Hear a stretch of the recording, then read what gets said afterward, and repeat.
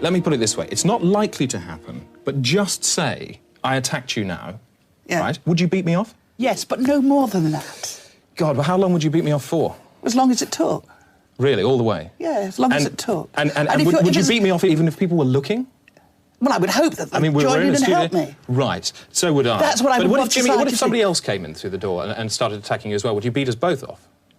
It would be hard to work, but I'd have a go, And if you get to the point where a whole room full of men is attacking you, you would try and beat them all off and I'd have to all somehow. help. You'd have, and in that case... Because you would, I mean, yeah. I'm not quite sure how. I think I'd be more likely all to run hands like to the hell. pumps. But if you're in a corner, you would beat them off. I'd have to, of course. Yeah, OK. And who'd pay for the dry cleaning afterwards? Why? Hey, who says AIDS guys are too puny to do tough stuff? This guy's got AIDS, and he's about to beat me in an arm wrestling. Oh, well done. Oh, gosh. Well done, yeah. Yeah. Now, a friend was unlucky enough to catch his virus from a blood transfusion. Something he had no control over. I caught it from my boyfriend. Your boyfriend? From my partner, yeah. So you've got bad AIDS, not good AIDS? You got bad... Well, you caught it through your own fault. It's a drug abuse or a homosexual... Just a minute. Just a minute.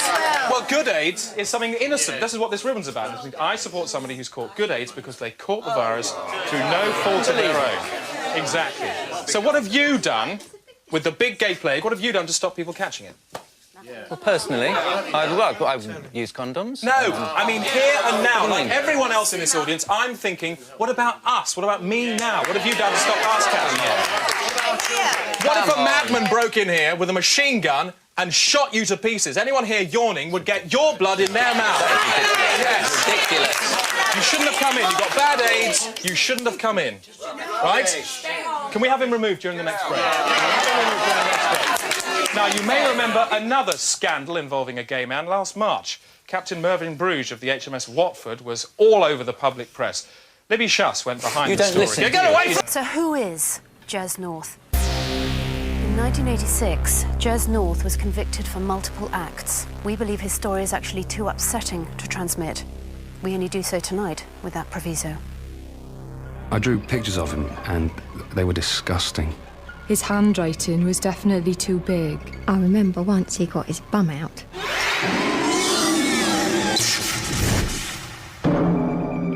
Like so many of his kind, North was required to leave school after passing exams and took a job delivering potatoes, the perfect cover for a serial robe intruder.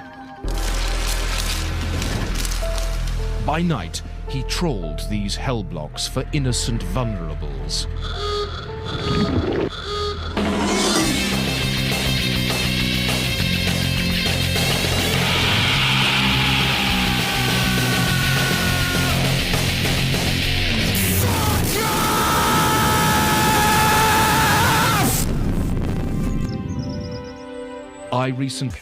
Cake is a made-up drug.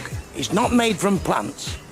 It's made from chemicals by sick bastards. But for maximum reach, Cake needed an actively political kick in the pills. And that's what it got from MP David Amess, MP. You've heard what Bernard Manning said. Cake is a bisterbile cranabolic amphetamide, which is a made-up psychoactive chemical. It comes from Prague, with its own culture of boom raves, where kids wolf down vast quantities of this. Big to contain trip nutrients. Yellow purely as a fashion thing. They all fall on it like crazed animals, scoff the lot, and then lie around waiting for a DJ to play music which sounds like this. Now, to the speeded up brain of a user, that sound lasts for 4 hours and sounds like this.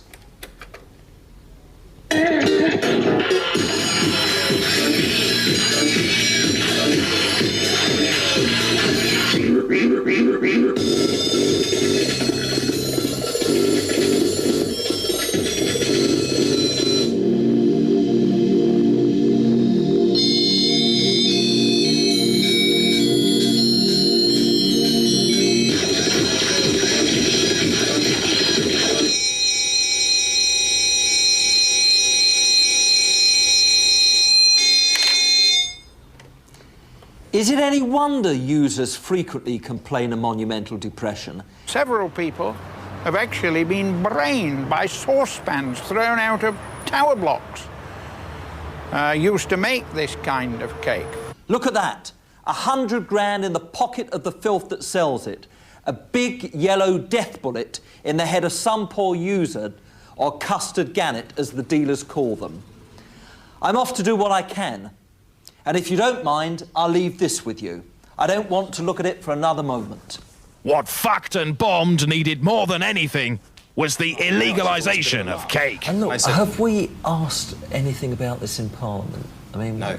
We haven't. No, I mean, that would be ideal to get something Well, done. I'll certainly raise a question. That now became a very real possibility. With the hell of cake still ringing in his ears, Amos went back to his lair and drafted a question for the Home Office. The very next question time saw health ministers pledging to fight cake. And in the meantime, the message for the kids is loud and clear. Help fucked and bombed eliminate this evil. Use your cheese box and say, no, never.